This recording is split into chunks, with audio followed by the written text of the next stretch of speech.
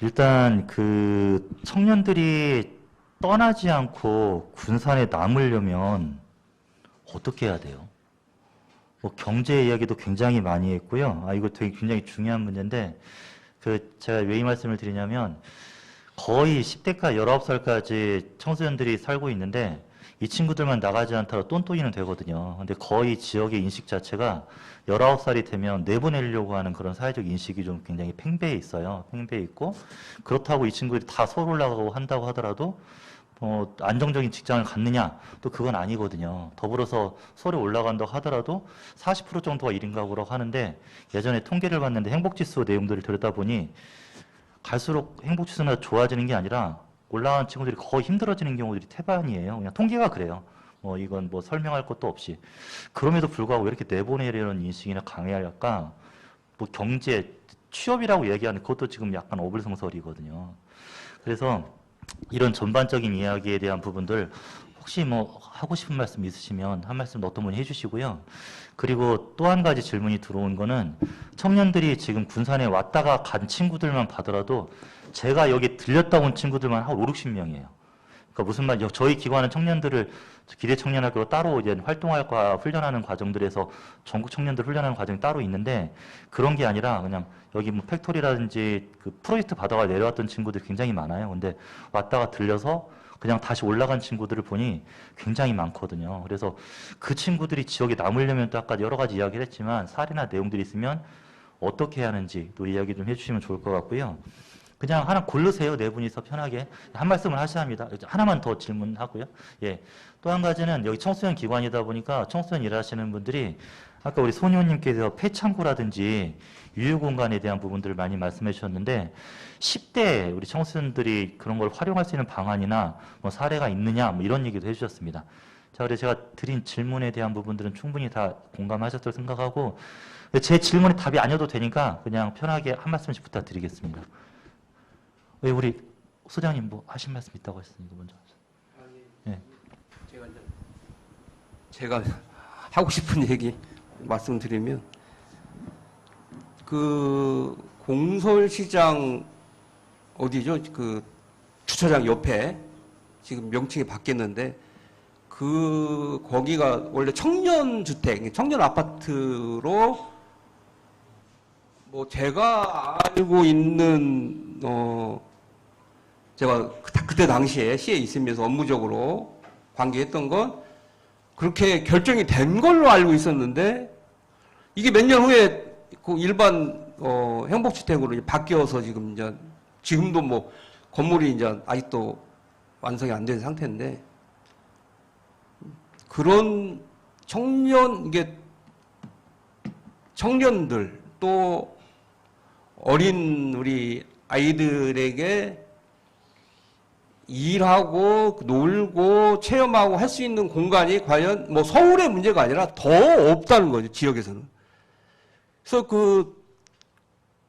지금은 뭐 무산됐는데 이제 과학관 처음에는 어린이 과학관을 이제 추진할 계획이었는데 이제 나중에 이제 그 추진 과정에 들린 얘기는 어머니들이 이렇게 많이 좋아하신다 이런 얘기를 들었는데 어린이 과학관 같은 경우는 마찬가지죠. 이게 저희들이 그러한 공간은 뭐 군산 같은 경우는 충분히 있죠. 공간이 있는데 이제 그것이 충분히 진행되지 않는 부분에 대해서 이게 예산이나 이 정책이나 인식의 대전환이 전체적으로 필요하다 이런 말씀을 드리고 싶고 그런 청년만 이렇게 뭐 굳이 잘라서 얘기하지 않더라도 청년주택이 있으면 뭐 여러 그때 당시에 이제 그 콘텐츠 그 청년주택 어떻게 꾸릴 것인가에 대한 이제 이런 논의도 했었는데 좀 차이가 크죠. 이런 공간이 주거 공간이 있는 거하고 없는 거하고의 차이가 큰데 이런 점도 저희들이 고민할 필요가 있다 이렇게 말씀드리고 있습니다. 네, 감독님, 예, 한 말씀 부탁드립니다. 순서대로. 예, 네, 말씀하시면 됩니다. 그냥 말씀하시면. 예, 말씀하시면. 아닌 것 같은데. 예. 뭐 유튜브 찍나요 지금? 그러니까 일단 대통령이 바뀌어야 되고요. 그러니까 왜 이런 말씀 드리냐면 이게 다 일관성이 있어요. 저는 제가 대학교는 졸업 못했지만 법대 나왔거든요. 그러니까 대한민국의 모든 대통령이 법대 출신이 많아요. 그리고 돌아가시긴 했지만 박원 시장님도 법대생. 지금 이재명 당대표도 법대. 그러니까 문화와 예술을 잘 알고 이렇게 수렴하는 그 국회의원들이나 정치인들이 부족해요. 그러니까 한국의 성공 기준은 늘 법대생인 거예요. 개한 농담이 아니라. 그래서 그런 문제가 다 연결되는데 한국의 권력 구조가 변환되지 않으면 지역 권력도 연결되는 쪽이 있거든요. 그러니까 무슨 말씀이냐면 제가 축제를 하다 보면 예산 자치제도 시행해 본 적이 있어요. 예산 자치제. 청소년들한테 그 돈을 주자. 그러니까 맨날 뭐 청소년 주인공, 청년들이 주인공, 여성 친화도시 말해봤자 저는 그게 다 거짓말 같았어요. 정말 청소년들한테 그 예산 주도권을 준 적이 있었나요? 다 죄송하지만 교수님들이나 좀 알려진 유명 인사들이 대부분 축제나 도시계획 할 때 대부분 주도권 헤게모니 갖고 있으면서 늘 대상화시킨단 말이에요. 청소년들을. 안 나오죠. 그래서 자기들 사업의 연장으로 확장으로 보다 보니까 청소년들 늘 소외돼 있고 이런 가정이 늘 있는 거예요. 그래서 한국의 권력구조 시작해서 제가 뭐 교수님들 계시지만 죄송합니다만 어디 지역 축제 갈 때마다 늘 자문위원들 교수님들이에요. 그럼 교수님 책임지냐? 안 져요. 제가 볼 때는 80%는. 그분들은 또 다른 자리가 안정적이잖아요. 그러니까 자기가 생업에 그 매달려 있고 이게 아니면 죽겠다고 까무러칠 분들이 아니면 지역 맡기면 안 돼요, 진짜. 전 그런 어떤 변환점도 필요하고 그리고 아까 잠깐 이야기했지만 옆에 청소년들 안 보이는데 그 우리가 서울에서 신촌이니까 워낙 청년들이 많잖아요. 홍대도 마찬가지고 연남동 이런 흐름들이 있는데 그 친구들이 다시 지역에 올 수 있는 여러 가지가 필요한데 너무 복합적인 게 힘들긴 해요. 다만 제가 느꼈던 친구들이 없는 것 같아요. 확실하게 악순환이잖아요. 악순환. 근데 아까 반복돼서 봤을 때 아까 우리 의원님하고 약간 의견이 다를 수 있겠지만 저는 지금 이제 노사 문제, 노무사 공부도 하면서 느꼈는데 노동 이슈만큼 확실해진 것 같아요. 예전에는 뜻이 좋거나 마음이 맞으면 해보자 으쌰으쌰 했는데 지금은 보상 안 해주면 가버려요. 그게 문화가 됐고 이제 됐어요. 자리 잡았어요. 그러면 군산에 내가 남아있으려면 너에 대한 주거 조건이나 일자리 조건이나 3년 동안 보상해 줄게. 대신 조건부 계약이야. 네가 바로 떠나면 안 돼. 왜냐면 수많은 청년몰 사업이 다 망했거든요. 그러면 좀 더 긴 호흡, 3년 내지는 여기가 만약 그 인내심이 있으시면 10년짜리 계획이 필요해요. 한 10대 후반에 20대 초반의 애들이 30대까지 머무를 수 있는 그런 장기 인생 플랜이 필요한데 대부분 그렇게 안 이했던 것 같아요. 다 단타했잖아요. 그 부모님의 이중적인 마음, 내 아들은 서울대 보내야지? 이게 계속 결합돼 보니까 안 되죠, 답이. 그래서 아까 전반적으로 제가 지금은 그래요. 뭐 말 끝낼게요. 그래서 다만 직종에 대한 인식이 변화는 있는 것 같아요. 예전에 주방장이라 했잖아요. 근데 지금 셰프를 하잖아요. 저는 딴따라라 했거든요. 이제 감독이라 그래요. 돈 많이 버는 직종 중에 이제 문화예술 분야가 치고 올라오고 있어요. 그리고 제조업 분야에서 몰락이 이제는 지식산업이라든지 AI 분야에서 이제 창의적인 산업들이 뜨다 보니까 이제 아까 말한 윤석열 같은 법대생들이 못 한다니까요. 그래서 군산에서 아이덴티티를 잡을 때 우리 군산의 10년 뒤는 아까처럼 업사이클 시티야. 수제 맥주 나쁜 게 아니잖아. 제가 그때 10년 전만 해도 맥주집 할 때는 완전 저를 미친놈 봤다니까요. 그 당시만 해도. 무슨 신촌을 그 종교적인 도시인데 거길 무슨 맥주 축제로. 근데 지금은 양조장도 일자리예요. 그죠? 그래서 아까 우리 소장님 말씀하신 것처럼 노는 것도 멋있게 봐야 되고요. 이번에 이태원에서 참사해서 가장 비참한 게 뭔지 아세요? 놀다 죽었다 그래요. 놀다가. 그럼 군산도 그렇게 말할 거예요? 관광도시를 만들 거면서? 그래서 놀다는 것에 대한 인식 전환이 확실히 필요하고 가장 잘 노는 도시가 군산이다. 이 슬로건. 두 번째는 저는 제 업이 놀게 하는 사람이잖아요. 놀게 하는 사람도 직업적 대우를 받아주고 너 청소년 놀게 해주는 직업 가지면 앞으로 연봉 5천, 1억 된다. 라는 믿음을 플래너로 설계하면 된다 쪽입니다. 박수 고맙습니다. 고맙습니다. 아, 예. 네, 의원님 마지막에 하시니까. 네. 마지막 멘트였습니까? 아닙니다. 아니요, 의원님이. 예. 아니요. 네, 그러니까 네. 편하게 하시면 됩니다. 우선 두 분께서 말씀을 해주셔서 공감이 되고요. 좀 전에 제가 그 군산에 청년센터 창업센터라고 있습니다. 거기에서도 조금 화 아닌 화를 내고 왔는데, 청년들의 공간이라고 지어져 있죠. 그런데 이제 주 이용 시간은 월요일부터 금요일 9시부터 6시입니다. 조금 양보해서 직원들이 돌아가면서 당직을 서서 8시까지는 열어줍니다. 청년들은 어디에 가야 합니까? 그러면은 그 공간을 이용하려면 우선 취업에 못했거나 우선 그 9시부터 6시에 시간이 있어야 돼요.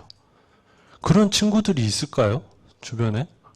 그리고 지금 친구들은 10시에 나와서 놀면 놀았지 오후 4시에 갑자기 친구들하고 뭘 만나진 않습니다. 청소년 공간도 마찬가지라고 생각합니다. 열려있는 공간이 없어요. 열려있는 공간이 없다는 말은 기성세대들의 열리지 않은 마음이 첫 번째 열려야 한다.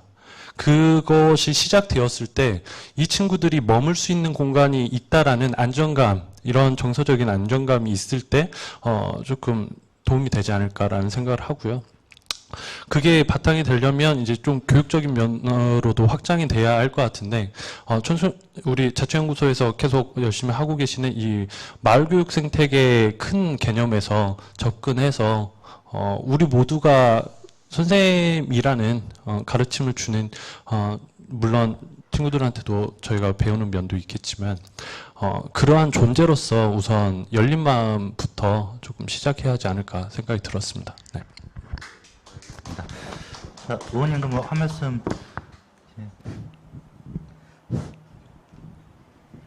며칠 전에 오늘 방송국에서 제안이 왔어요. 그 센 언니라는 그 프로에 저더러 좀 나와달라는 거예요. 거기 이제 센 분들이 계시는데 저는 그런 타이틀을 달고는 나가고 싶지가 않아요.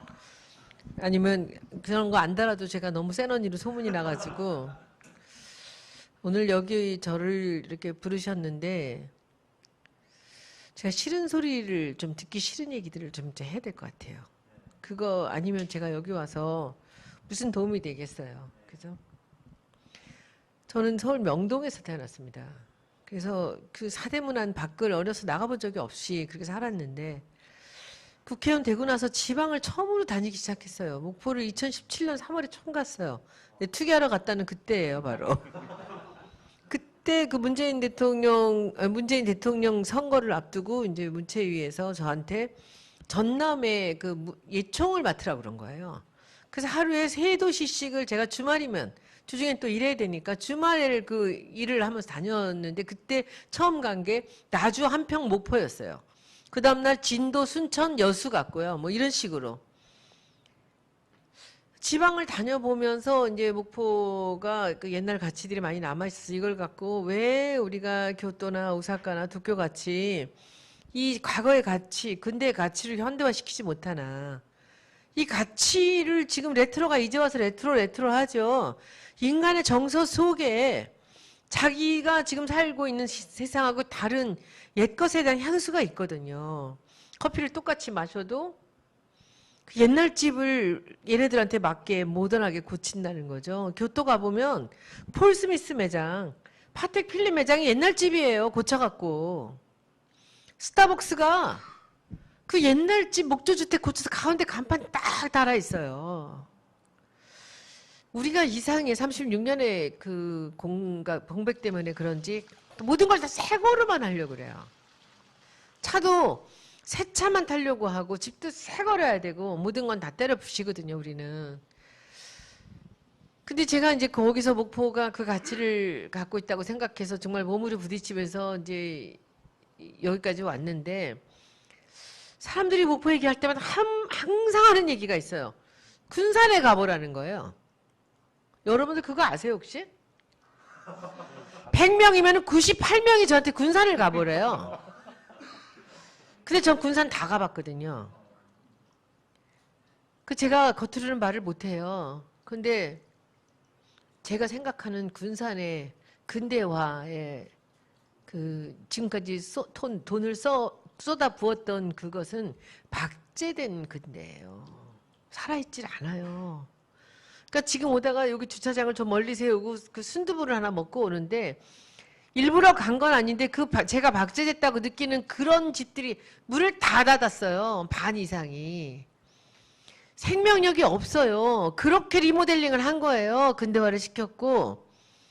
그 일을 진행했던 문체부의 그 국장이 1심에서 제 그 증인으로 나왔어요. 2심에 제 증인으로 나왔는데 그 사람이 저하고 처음 만난 게 굉장히 오래전이에요. 오래전에 그 친구가 저를 봤는데 저는 기억 안 나는데 제가 2009년도에 신라호텔에서 나전치기 전시를 지금 영빈관을 통으로 일주일을 빌려갖고 제가 전 재산을 쏟아부으면서 했는데 그때 문체부에서 어떤 사람이 왔다가 인사를 했는데 그때 그 친구를 본 기억이 나요. 근데 그 친구는 그보다 먼저 봤다 그러더라. 그러니까 2006, 7년도에 여러 가지 이렇게 봤던 것 같아요. 그 친구가 그 이제 전통 문화를 다루면서 디자인 관련되는 일을 하고 있었어요. 그래서 디자인을 그 이 산자부에서 문체부를 가져가려고 했던 일을 했던 사람인데 그때 이후로 그 국장이 계속 저를 주시하면서 뭔가를 해보려고 그렇게 해요. 공무원이. 근데 저는 관하고는 얽히지 않아야 된다는 생각이 제 아주 모토였거든요. 저는 절대로 관의 일을 한 적이 없어요. 입찰 같은 데 나간 적 없고. 왜냐하면 그 사람들은 실력 있는 자를 뽑지 않아요. 지들이 다루기 쉬운 사람을 뽑고 값싼 사람을 뽑고 그렇잖아요. 내 인생이 관하고 얽힐 줄은 진짜 몰랐어요. 근데 그래서 제가 계속 피하고 다녔는데 계속 이 친구가 제가 뭔가를 그 전통문화 관련된 일을 도와줬으면 하는 거예요. 제가 그 나전치기 전시를 2009년에 했던 것을 아주 그 일주일 동안에 정말 대박을 내는 성공을 시켰거든요. 제가 기획은 물론 제가 했지만 거기서 제 물건은 팔질 않았어요. 근데 선생님들 7분의 그 나전치기 작가들이 평생 못 팔고 있었던 작품들을 갖고 나오게 해서 일주일 동안 5억을 팔았어요, 매출을. 그러니까 그게 아마 우리나라 역사에 남을 일이라고 다들 그렇게 얘기할 정도로 이 흥행에 성공을 한 거예요, 제가 그때. 제가 아는 회장님들 다 오셔갖고 몇 억씩 사가시고 그랬는데 이러고 나서 이 친구가 저한테 뭔가를 했으면 좋겠다 해서 저는 그 친구하고 함께 엮여서 문체부 일을 하고 싶지 않았거든요. 근데 제가 이 친구한테 그래서 먼저 제가 딱 던졌어요. 나는 이 일을 하고 싶은데 너가 이 일을 할 거면 내가 도와줄게. 그건 뭐냐면 한국의 전통을 갖고 세계 최고의 가장 핫한 곳에 나가자. 너가 그걸 나가게 성사시키면 내가 그 일을 할게. 그게 제가 얘기한 게 2009년도였는데 제가 2013년에 밀라노 가구쇼에 제가 우리나라 전통문화를 갖고 벚꽃창시장 이름으로 나간다고요. 그 일을 같이 했던 친구예요. 이 친구 우리 공화당의 종로에 나왔어요. 근데 제 증인으로 나왔다니까. 그러니까 변호사들이 다 반대했어요. 저 사람이 나가서 정치적인 지향이 다른데 딴소리 하면 어떡하냐. 이 친구 나가서 뭐라 그랬냐면 제가 아주 오래전부터 전통문화나 도시재생이나 그 본질적 가치가 우리의 역사 속에 있다라는 얘기를 하는 얘기를 자기가 듣고 그 일을 이렇게 해왔다는 증언을 해요. 근데 그 친구가 이 일을 한 거예요.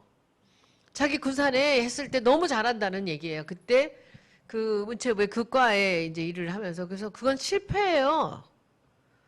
제가 그랬어요. 그건 실패예요.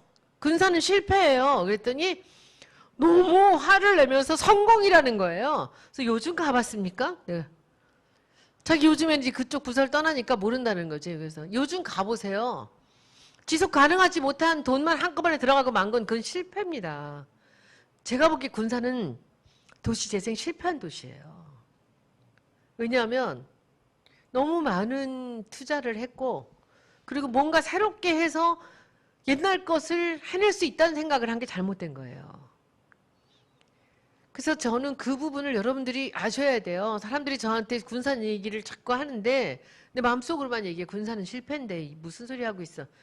관이 났어서 실패한 거예요. 그런데 지금 몇 개 여기 그 유명한 가옥이나 저쪽에 있는 은행이나 이 자리 이거밖에 없어요. 근데 아직도 집들이 사람들이 그냥 보존을 하고 있는 집들 중에서 옛날 집들이 있어요. 이걸 잘 보셔야 돼요. 새로 땅을 사서 시에서 지어서 들어와서 하라 그러면 안 된다니까. 자기들이 갖고 있는 그 상업적인 그 집들 있잖아요. 구석구석 많아요. 지금도 길에. 이 집들을 저한테 와서 심사하려면 제가 해드릴게요. 이 집입니다. 이 집입니다. 그래서 그 집을 고치는데 돈을 보태드리고 그 집이 근대의 그 살아있는 가치를 갖고 가게를 운영하게 만들면 그 집들은 다 잘 될 거예요. 이게 시작이에요. 그렇게 해야 되는데 그냥 덩그마니 지어놓고 들어와서 뭐 싸게 얼마 주고 니네들이 잘 살려봐. 안 돼요. 그 돈 떨어지면 끝나는 거거든. 수도 없이 많은 사례를 봅니다. 아까 우리 사회자님께서 어떻게 하면 군산에 청년이 오게 만들 것인가? 이 질문에 제가 다시 이 역질문으로 대답을 해드릴게요. 그들이 오게 만드는 방법을 여러분들이 강구하셔야 돼요.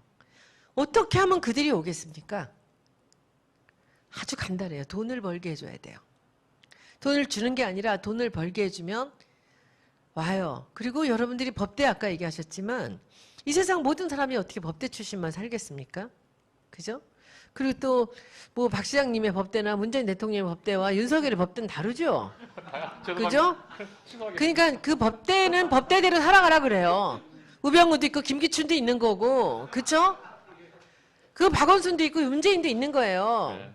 그러니까 법대는 법대로 우리 그 법도 필요하니까 모든 사람이 다 월급쟁이에 그 만족하며 그냥 9 to 5로 살아가는 거에 만족하지는 않아요. 그런데 제가 목포 요즘에 가서 제가 목표를 정했습니다. 최근에. 이번 시장 선거를 도우면서 제가 시장 선거를 선대본부장으로 총괄 선대본부장으로 제가 14일 동안을 유세를 다 했어요.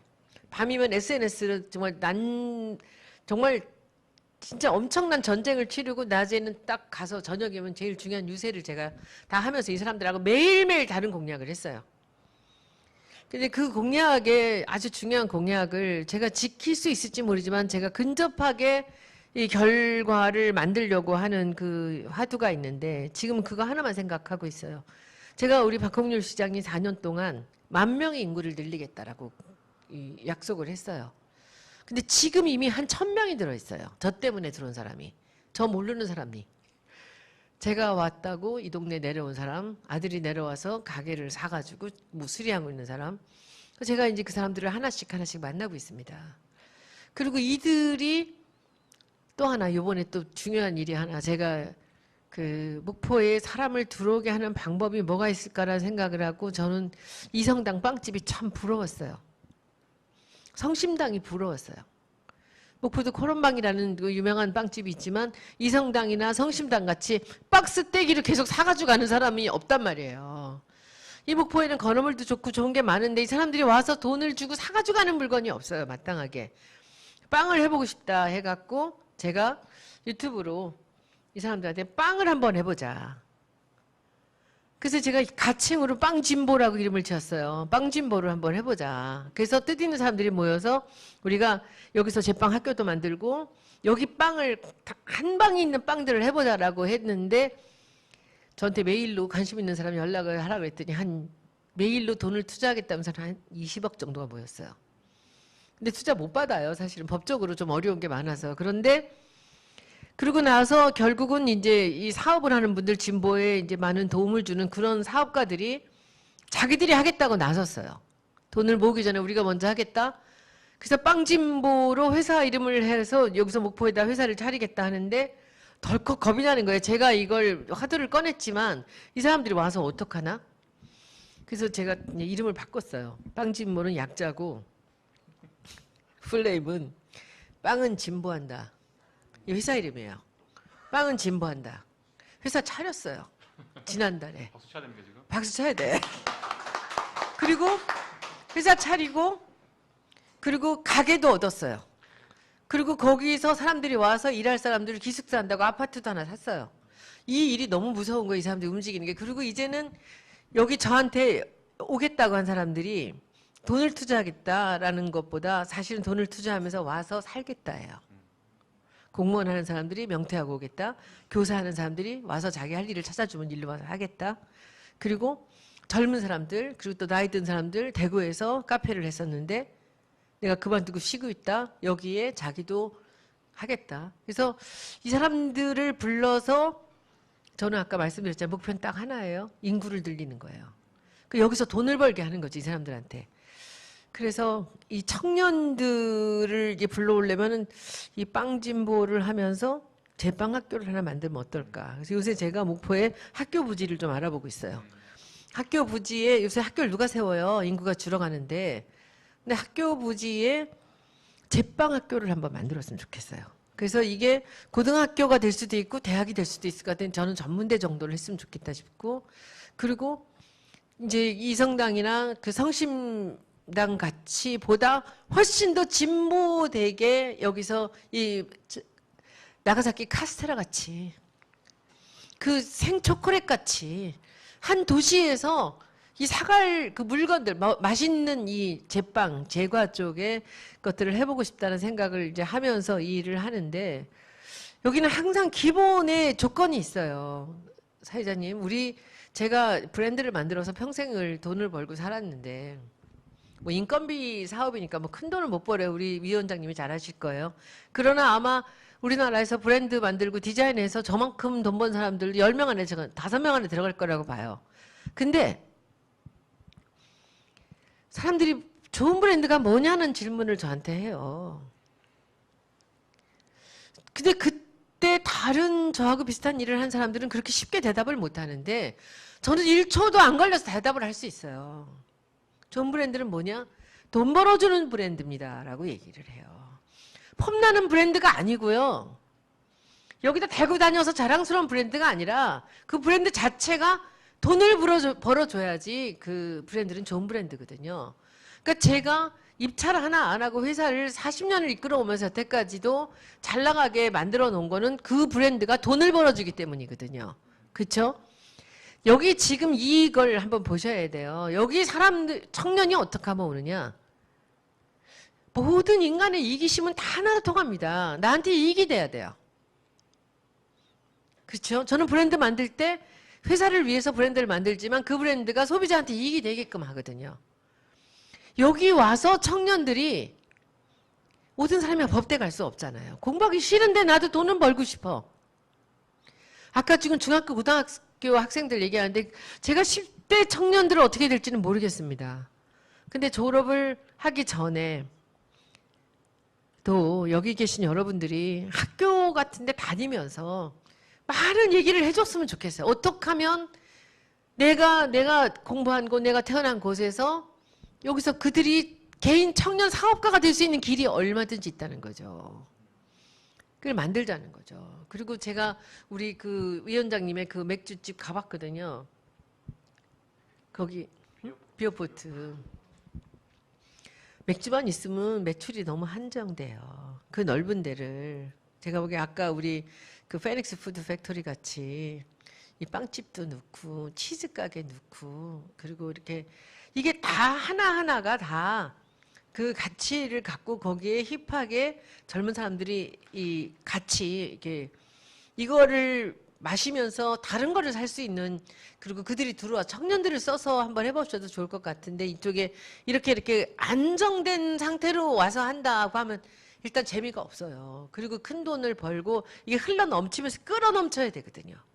그 젊은이들이 자기들끼리 놀게 하고, 그 자기들끼리 놀면서 그 열정, 그 정말 솟는 열정을 갖고 어른들보다 더 돈을 잘 벌 수 있는 그런 아이들이 있거든요.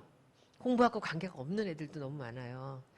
그렇게 했으면 좋겠고, 제가 요즘에 참 안타깝다고 생각하는 것 중에 하나인데, 아까 놀거리가 없다 그랬잖아요. 그 비오포트도 그 많은 창고에다가, 군사는 거리도 목포에서 2시간이고 서울에서 1시간 반이에요. 클럽을 만드세요. 바다가 보이는 데다가. 놀러 오게 하라는 거지. 옛날 해운대 우리 어렸을 때 맨날 놀러 갔거든요. 방학 되면. 극동호텔 나이트 같은데. 대학교 다닐 때. 군사는 정말 좋은 자리예요. 이렇게 정말 이게 이렇게 늙어가는 도시로 두시면 안 돼요. 여기는 바다가 있고, 그리고 정말 빈 창고도 많고 예산도 많고, 여기 출신 또 이거 지사 아닙니까? 전북지사. 네. 맞죠? 네. 놀게 만들어야 돼. 놀게. 어떻게 놀게. 여기가 아니면 안 되는 놀이를. 이태원만 갈 게 아니라 군산에 와서 그 바닷가에 그냥 바다가 보이는 쪽에 유리로 탁 틀은 그런 클럽 만드세요. 클럽이 뭐 나빠? 제가 하나 알려드릴게. 써놓으세요. 하나 교수님 여기다 써놓으시고 이따가 인터넷에 한번 찾아보세요. 쿠바에 가면 아바나에 F.A.C가 있어요. 그 국가에서 사회주의 국가니까 한번 찾아보세요. 거기는 옛날 기름 공장에다가 컨테이너들을 붙여갖고 클럽을 만들었어요. 그래서 주말이면 라이브도 하지만 보통 때는 그냥 라이브 없이요. 큰 그 LED 화면에 그냥 음악 나오고 춤추고 그리고 그 맥주 마시는 데예요. 아이들은 아이들끼리 놀게 해놔야지. 그리고 거기서 나가면 전시장이 너무나 유명한 전시장이 있고요. 거기 그 건물이 있고 기름 공장 옛날 건물 하나에다가 이제 이렇게 옆에 컨테이너들이 붙었는데 거기 레스토랑도 있고 뭐 타파스 가게도 있고 다 붙어 있어요, 같이. 근데 돈을 한 2불 정도 내고 들어가면 앞에서 이렇게 이거 띠 하나를 이렇게 둘러주는데 정말 들어가 보면 기절초풍을 할 만큼 사람이 많아요. 이 사람이 줄을 서서 밤이면 전 세계에서 온 관광객과 이 동네 청년들이 여기를 몇 바퀴를 돌고 있어요. 건물을 줄 서 있는 거야.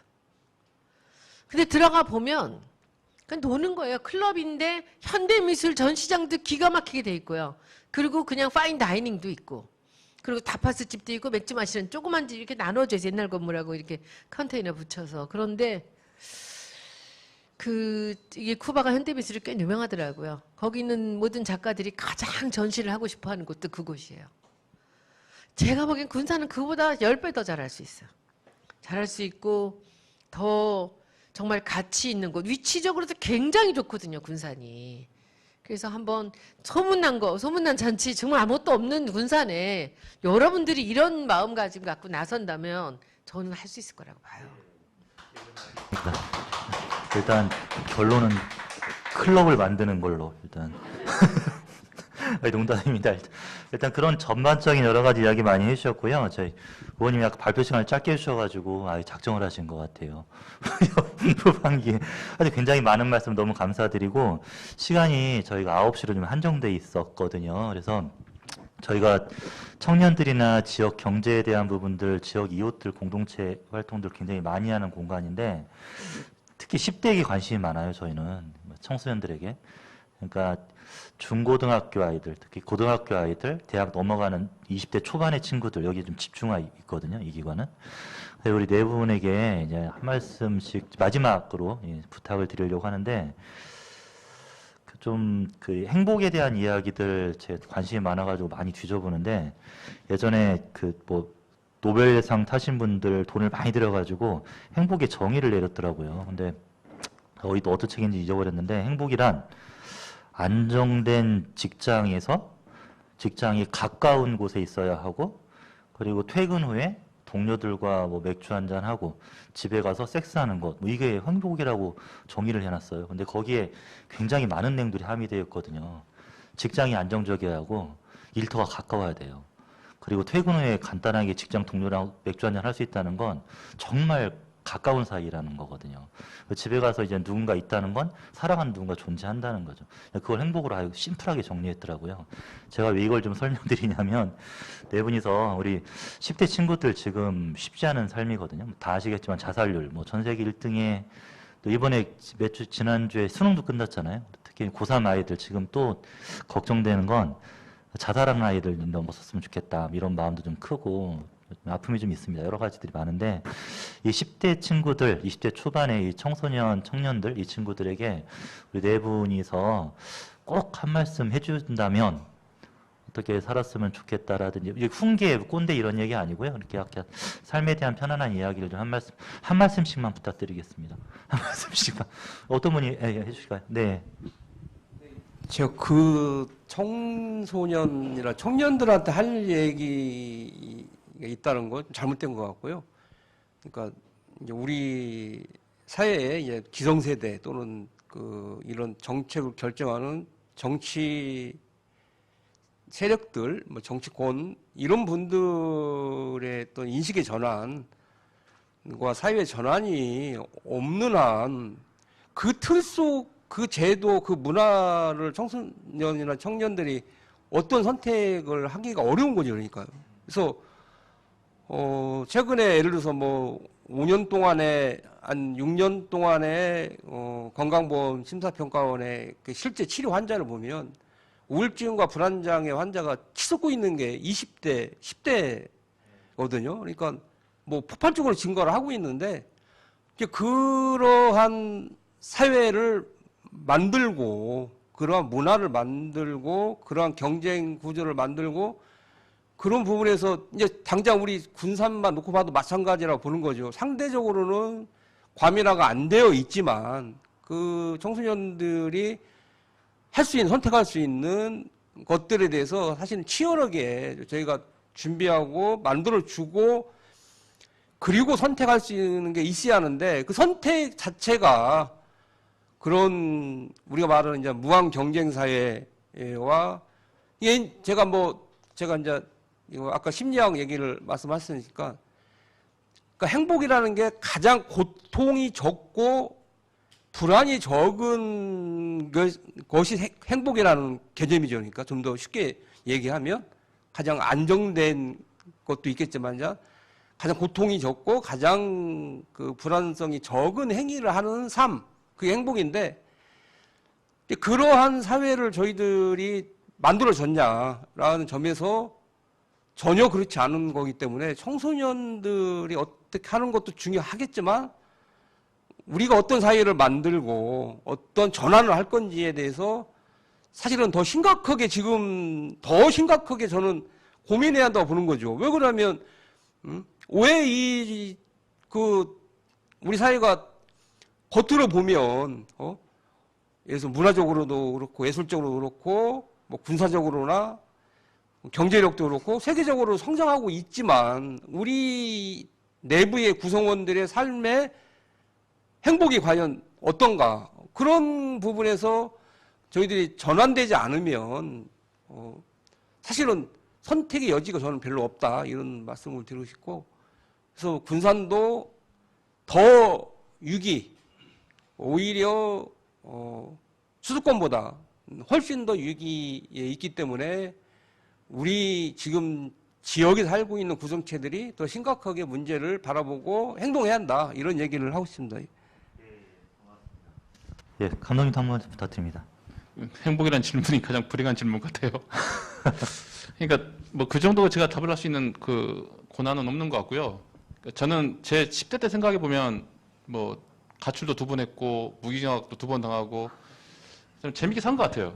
되돌아보면. 근데 그걸 부모들이나 선생들이 그대로 봐줬냐가 전 의문이었어요. 그러니까 군산에가 멋진 야경이 있는 클럽? 저는 그 클럽도 배 위에 있었으면 좋겠고 진짜 버려진 공장 다 좋아요. 그러니까 특색 있는 건 기본인 것 같고 근데 군산에 있는 부모님들, 10대를 둔 부모님들이 어떤 생각이 있냐 너무 중요한 거잖아요. 꼭 혁신가라는 게 어디 뭐 기업인들이라든지 국회의원이나 이런 분들이 혁신가가 아니더라도 부모님부터 혁신이 되면 좋잖아요. 너가 느끼는데 행동해. 아플 때도 있죠. 첫사랑 할 때도 그때고 첫 섹스 할 때도 그때니까 다 아플 수 있잖아요. 근데 다시 그 결론이 수능이야. 저는 대한민국이 웃긴 게 맨날 수능일이 되면 50만 명이 막 시험 보러 하는 게 이게 무슨 현상인지 납득이 안 돼요. 그래서 그 50만 명의 배제된 아이들은 또 뭐가 되는 거예요? 그 자체가 이미 행복과 불행에 딱 이분법이 돼 있는 것 같고 또 50만 명의 수능 본 애들 중에서 또 1, 2등 애들은 또 대우받고 그러니까 이 자체가 이미 우리 때부터 이미 제가 종교조 세대거든요. 종교조 그때 고1 때 종교 만들었을 때 그때도 참교육을 외쳤어요. 민족, 민주, 인간화 교육, 참교육, 선생님 해직되지 말자 했는데 가장 교육이 아직도 썩었고 아직도 달라지지 않았기 때문에 그것의 본질이 뭐냐를 따져볼 때가 필요하죠. 근데 제 생각에는 제가 이제 나이가 50이니까 X세대잖아요. 그 당시 사태지가 나왔기 때문에 나를 강조했던 세대의 등장이었거든요. 그래서 X세대 부모님들이 지금 10대, 20대를 돕기 때문에 아마 찬스가 오지 않았나. 제 생각에는. 만약 지금 X세대 부모님들도 이번 이태원 참사를 보고 세월호 참사를 보면서 다 아시잖아요. 세월호도 아이들의 꿈이 다 축구선수, 연예인이었거든요. 그렇게 하고 싶은 게 그런 연예인들, 예능인들인데 부모님들은 다시 가야지 스카이. 저 스카이를 모독하자는 게 아닙니다. 그래서 X세대 부모님들의 등장이 과연 우리 아들, 딸들한테 어떤 메시지를 던질 것이냐. 정말 솔직했으면 좋겠어요. 제가 그때도 종교적 운동할 때도 고등학생 학생 운동할 때도 내가 부모님 만나면은 내 아이만큼 서울대 가고 싶어. 이게 좀 싫었어요. 저는 그때. 그 개인의 이중성. 그래서 똑같아요. 내 사이는 삼성이면 좋겠어. 내 아들 딸이면 교수면 좋겠어. 이게 일상적인 확실한 진리 아닌가요? 그러면서 내 아이는 마음대로 살아라. 이런 이중성이 대한민국이 너무 팽배해가지고 저는 그걸 걷어내지 않으면 미래는 없다. 그래서 아까 그 우리 의원님 말씀처럼 의원님 꼭 다시 국회의원 되시거나 문체부 장관 되세요. 깜빡이지면 안 돼. 그래서 저는 이제 노는 쪽에 특화된 사람이다 보니까 대한민국의 축제청도 있으면 좋겠고요, 진짜. 그래서 다른 뉴질랜드는 그 영화산 하나로 평생 먹고 살잖아요. 군산에서 저는 하나 딱 건의할게, 끝낼게요. 군산 시청부터 이교도를 해야 돼요. 맨날 질문 받지만, 아까처럼 말씀하셨지만, 대한민국 국회부터 그 육중한 문과 대문 보세요. 가장 뉴스에 많이 비춰지는 공간 디자인부터가 안 이뻐요. 대통령실도 보세요. 어디 검찰청 이상 박아놓은 느낌처럼. 그러니까 애들이 시각적으로 보는 모든 스펙타클한 디자인 자체가 멋있지가 않아요. 근데 군산에서 시간의 문제를 달라서 해가지고 공무원도 밤에 출근해. 그럼 밤거리 달라질걸요? 그런 것 시작해서 아까 버려진 공장과 배 위에 있는 클럽, 애가 제가 울산에 있기 때문에 바지선 위에서 힙합 페스티벌 하고 싶었거든요. 최초로. 그런 식으로 하면서 뭔가 남다른 스페인의 그 이비자 선매에 능가한 만큼의 우리나라는 패기가 있어요, 진짜.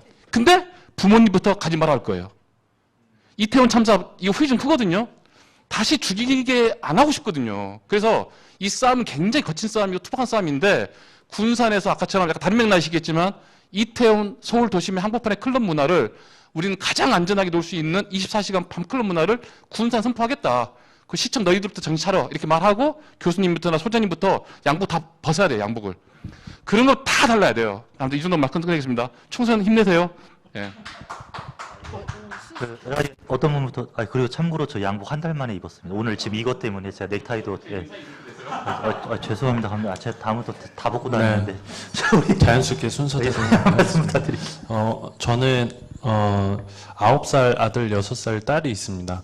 그래서 저는 그냥 지역에서 이 두 아이의 아빠로서 그냥 행복하게 사는 모습을 보여주고 싶어요.